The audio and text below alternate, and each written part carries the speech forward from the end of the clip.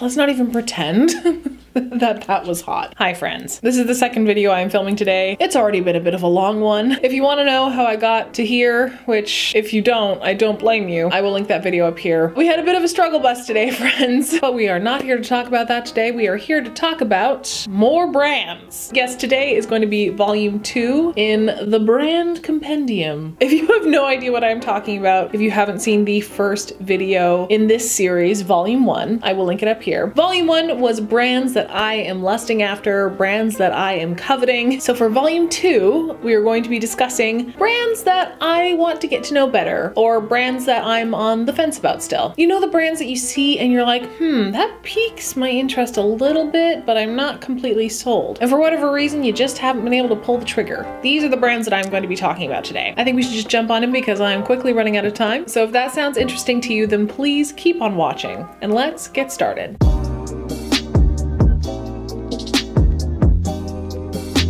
Again, I would love to hear some healthy discourse in the comments because the nature of the Brand Compendium is, you know, they're brands that I haven't tried yet. They're not brands that I am familiar with. So all of this is completely 100% speculation. If you have a more intimate knowledge with any of these brands, I would love to hear your opinions, your expertise. Drop it in the comments below. And with that, I think we should dive right on in. With this video especially, I would love to know if any of these brands should be moved over to the brands that I'm lusting after list, because you know what, I'm easily swayed. First brand that I would love to get to know better is Dose of Colors. Now Dose of Colors just has a whole bunch of different products. They don't really specialize in anything. They actually just, I think recently launched some skincare, like that was fairly recent, which I've heard good things about. I do see some people using their liquid matte lipstick formula, and the shades that they offer are quite classy. You know, there's nothing super out there or out of the box. It's a lot of neutrals, it's a lot of nudes.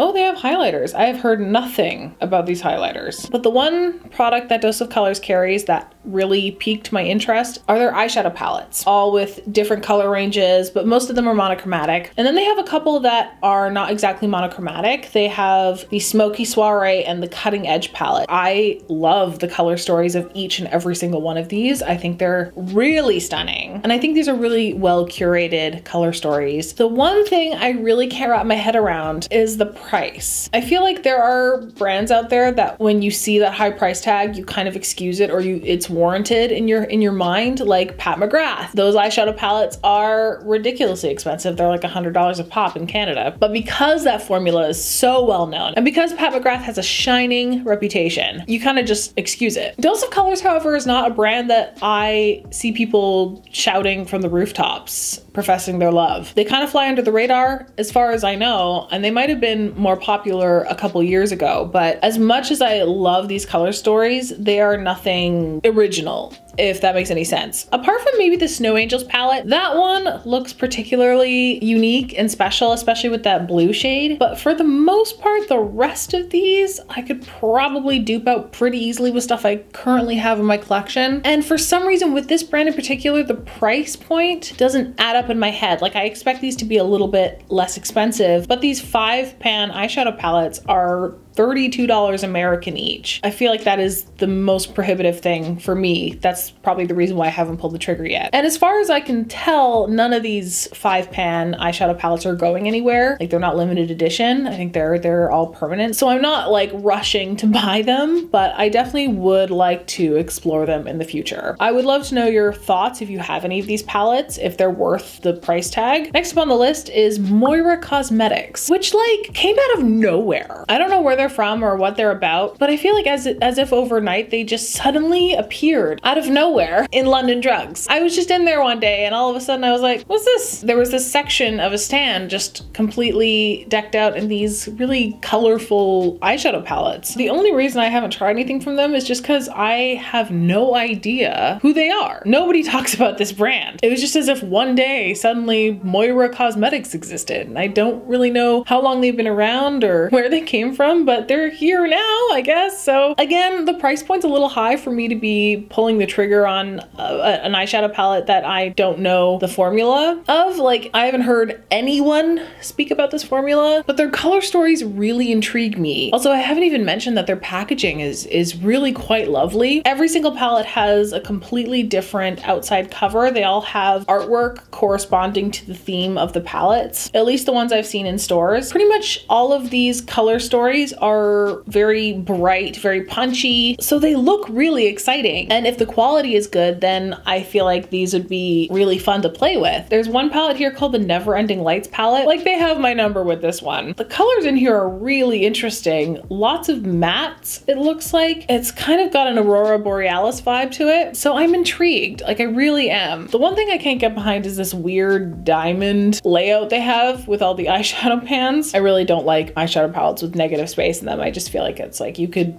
fill that with eyeshadow or a blush or a highlight. Like, just use the space you have. So if you have any experience with Moira Cosmetics, please let me know. I would love to know if these guys are worth exploring at all. Next up on the list is Oma Beauty. They've made quite a splash, especially in 2020, with Black brands being pushed to the forefront. Uma was right there with all of their complexion products. I think they're most well known for their Say What foundation, which I've heard really incredible things about. Holy shoot. So this foundation comes in 51 shades. When I was searching for more Black brands to purchase from last year, I came across these guys and I was like intrigued, but I wasn't in the market for a new foundation. They do have a few eyeshadow palettes, but none of them were anything I was looking for my collection. So if I was gonna get anything from this brand, I would probably pick up the foundation. If you've tried the foundation, I would love to know what you think. Next on the list is another Black owned brand, and this is Colored Rain. I think back in the day I saw Tati playing with the Queen of Hearts palette, and that's what caught my attention initially. They have some really beautiful looking palettes. No real cohesive imagery or branding. If I saw a Colored Rain palette in the wild, I wouldn't necessarily know it was Colored Rain. I like it when a brand has a really cohesive, like, overarching aesthetic, because then it becomes recognizable. And so when you see a product of theirs, you immediately go, oh, that's them. So Colored Rain doesn't do that for me. When I see their palettes, I'm like, oh, who is that again? I don't necessarily recognize it straight away, but they do look really, really beautiful, especially the Vivid Pigments and Shadows palette. Looks like a really nice rainbow palette. I don't know which came first, but I do think the Queen of Hearts takes after the Modern Renaissance palette, or vice versa. The most recent launches, there's two versions of the same palette. The Juicy Boost Pressed Pigment palette comes in book form and flat lay form, so you get to choose like what kind of format you prefer, which I think is really cool. I think that one would be really interesting to dive into. But I've heard really good things about this eyeshadow formula, so I'm definitely going to keep them on my radar for a little bit longer. Let's talk about Menagerie Cosmetics. Each palette has this illustration on the front of like a specific animal. Like, they have the Violet Ink Micro palette, which has an octopus on the front. They have the Pastel Pup palette, which has a little baby seal on the front. I guess that's why they're called Menagerie Cosmetics, hey?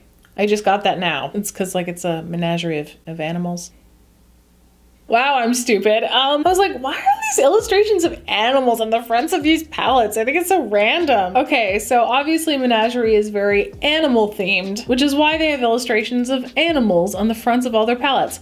Duh. In that case, that is really cool. It's still very illustrative, almost Disney-like, so it still has kind of a childlike, whimsical vibe to it. But the Arthurine blush palette is the thing that really caught my attention. This range of blushes is just absolutely gorgeous. They've got a bunch of pinks and roses and mauves, obviously, but then they threw in a couple of wild cards. These are really cool looking blushes, and I want this palette so bad. The one thing that is kind of stopping me from trying Menagerie is that they are always sold out. Because they're a smaller indie brand, it's harder to keep things in stock. You know, they want to have a finite number and then sell them really quickly. And of course, if they buy up too much product and then can't turn a profit on it, then they're just eating that cost. And for a smaller indie brand, like, that could be really devastating. So I understand why indie brands don't have everything in stock all the time. It makes perfect sense. It's still a little frustrating. Maybe one day I will be able to grab a hold of this Arthurine blush palette, and when I do, it'll be a great day. Next brand on the list is Cheekbone Beauty. They are an indigenous makeup brand. I think they were featured in Elle magazine, and I think that's kind of what put them on the map, but I've been seeing their ads for quite some time on my Facebook feed, and so I was definitely intrigued. I think a portion of every sale goes towards supporting indigenous education, which I think is amazing. I mean, we love a beauty brand that also advocates for human rights. Like, so what they're most well known for is their lipsticks, and the shade range is like super sophisticated, like badass boss lady, and I do intend to try them eventually, but for some reason I just don't gravitate towards a bullet lip formula, even though they're incredibly comfortable. For some reason I just don't purchase them as much as I purchase liquid lips. I don't know why, so they're never at the forefront of my brain. However, I do intend to try them eventually. Another indie brand on this list is Alien Cosmetics. Alien Cosmetics has been on my radar for quite a while because they do a lot of PR searches. They come up a lot in my Instagram feed, and I have submitted myself, I think, every single time I've seen it come up. And I love brands who know exactly who they are, and Alien Cosmetics is no exception. There's a handful of indie brands that are kind of in the same vein of Alien that are catering more towards like an alternative type of makeup style, which is definitely totally up my alley. By all intents and purposes, I feel like I should already own something from Alien Cosmetics. I feel like I should have remedied that right away. There is just something about the color stories of their palettes that kind of make me go, oh, not this one, maybe the next one. And I feel like I've done that with every single release that I've ever seen from them. The color stories are always like really fun, funky, stuff you don't see very often in the mainstream of makeup, but there's just something about some of the color stories that make me want to scroll past. I think a good example of this is the Witchwood palette collab. I first saw this and I was like, oh, I need that. And then upon further inspection, I noticed that there was a couple of pressed glitters in there. And when you take away the two glitters from that palette, you're left with two different greens, an orange, a red, a bronzy shimmer, a purple, and a black. And like, truth be told, I have those shades in my collection. If I had to pick something to buy today from them, it would probably be the Pluto palette. I don't see any pressed glitters in that one. It's mostly mattes with two shimmers in it. But again, it's just not anything that is truly piquing my interest or catching my attention. As much as I love the aesthetics of this brand, I've yet to see something from them that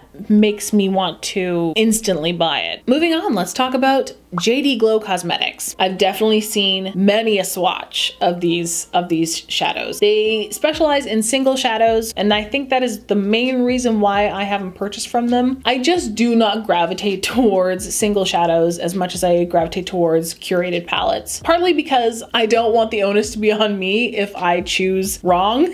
With single shadows, if you choose a bad color story, that's on you. I don't know. I kind of like someone doing that for me. I like seeing people's creativity through color stories, working within those parameters as well. Creatively, I think that's really fun. So when it comes to single shadows, it's like, okay, now you have to start thinking about what am I missing from my collection? Because I feel like single shadows serve a purpose, and that's to fill holes in your collection. I'm paralyzed by choice. Like it's just too overwhelming for me. Be that as it may, I do have some eyeshadows that are sitting on my shelf right now that are single shadows, which will have to be for another video. So I'll have to eat my words on this one. I feel like I'd be more inclined to purchase from JD Glow if they had an option to like build your own palette. That way you can kind of see the layout for yourself instead of just scrolling through pan after pan after pan. And for me, my brain kind of forgets what I've already seen. I feel like it's a case of object permanence for me, and it just overwhelms me. However, JD Glow has some really insane looking pigments, like multi-chromes, that when they are swatched are breathtaking. So I might just need to get over myself and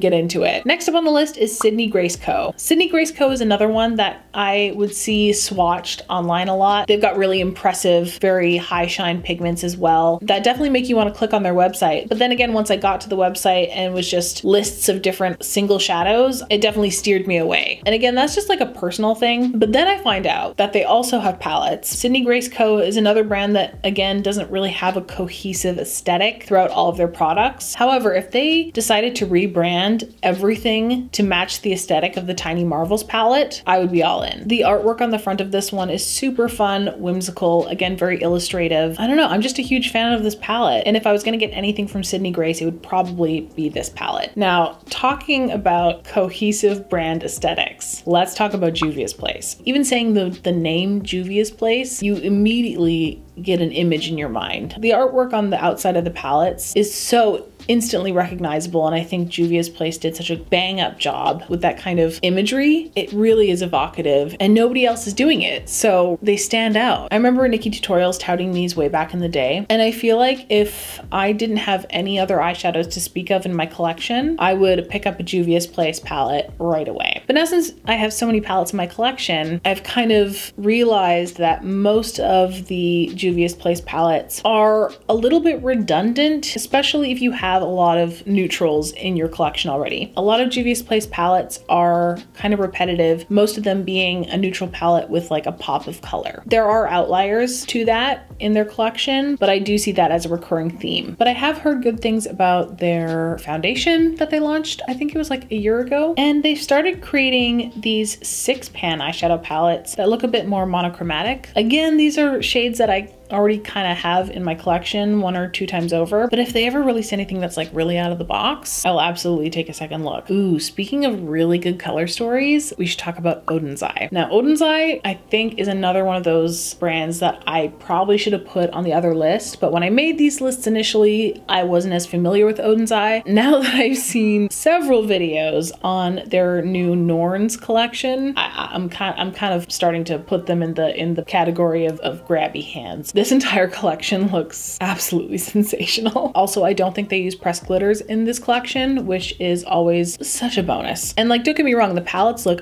absolutely amazing, but I think the thing that I would love to try the most are these hand poured highlighters. These highlighters may be like some of the most beautiful highlighters I've ever seen. And that's not like an overspray. The pattern is all the way through the pan. Also, they have a really lovely aesthetic. And again, I just really love that commitment to a theme. It's obviously from a place of love, and that makes it extremely appealing. I think the last brands I want to talk about, I'm kind of lumping them all into the same category here, like a subcategory of this category, and that is the subcategory of multi-chromes. And I should have put Sydney Grace Co in this technically, but the ones that I keep coming back to time and time again just to look at them is Divina and Cleona Cosmetics. I've just never seen makeup as eye-catching, as absolutely breathtaking as these multi-chrome swatches. I think Cleona might be the most well-known multi-chrome brand. If you've ever seen images of that stained glass collection, just the pans themselves are art. On the other end of it, Divina kind of lacks an aesthetic. It's very like, this is a pan of eyeshadow, here you go. But it's the kind of eyeshadow that just releases your inner magpie and you're just like, oh, shiny, want it, I want it. And I would have put these brands in volume 1. However, I mean, really, when are you gonna use a multi-chrome?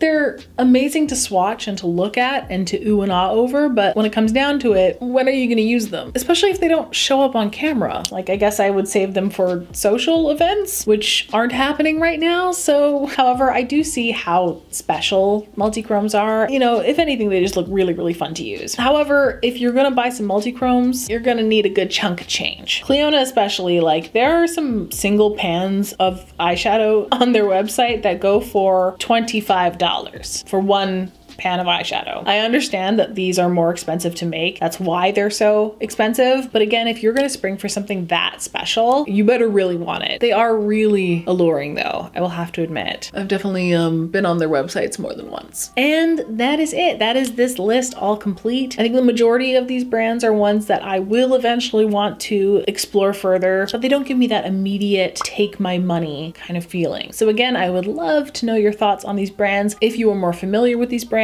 I would love to have your input. Are they worth it? Should I jump at the chance? Please let me know your thoughts. So I think I'm gonna leave it here, but before I go, please let me rattle it off to you real quick. Here are the many ways you can help out my channel. You can give this video a huge thumbs up. You can comment down below what you thought of everything. You can subscribe. Any and all engagement with this video is crucial for a small creator like me. Comments, likes, shares all help me out considerably in the algorithm. So if you have a few spare seconds of your life, please engage with this video. You can follow me on other social media. I will leave those right there. Please go check out my Patreon for more behind the scenes type videos, discussions about upcoming content, chit chat, get ready with me style videos, or if you just feel like supporting an artist, much appreciated. The link is down below. I got a slew of petitions for you to sign down there as well. This is the last video I am pre-filming in anticipation of a small contract that I have coming up in Calgary. It's at the end of February, and all being well, there will not be any breaks in my uploading schedule, but I thought I should let you know just in case anything happens or if I lose any of this footage. But I think I've made enough content to carry us through. Yeah, next time I'm in here, it's gonna be like a few weeks from now. All right, folks, with all that, please stay safe, stay sane, wash your hands, wear a mask, stay home if you can. Just keep doing your best, and I will see you in the next one. Bye.